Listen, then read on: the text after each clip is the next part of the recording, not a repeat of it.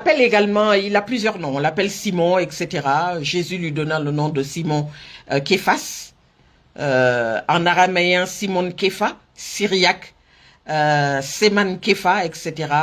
D'où son surnom araméen. Et les Nisé Képhas, qu'on peut traduire en français Képhas ou Képhas, qui signifie roc, hein, donc la pierre, etc.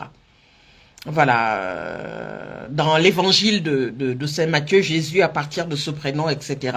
Voilà. Alors, pour vous recontextualiser qui est Simon-Pierre, donc c'est l'apôtre le plus proche donc de Jésus.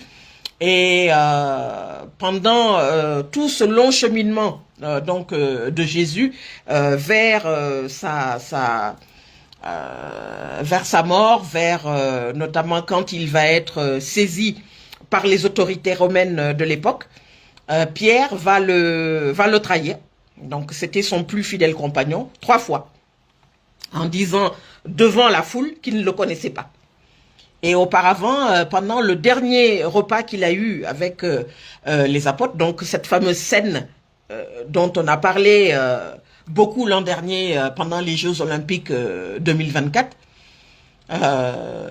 Jésus va s'adresser à lui en lui disant « Toi, Pierre, tu vas me trahir 3 fois. » Et lui, il ne comprend pas, il dit « Mais comment ça se fait? Moi, je vais te trahir ?» Il dit « Oui, tu vas me trahir 3 fois. » Et c'est vrai, il va le trahir plusieurs fois, puisque quand Pierre va être interrogé par les autorités romaines, parce que Jésus va être jugé de manière sommaire, on va lui demander « Est-ce que tu connais cet homme ?»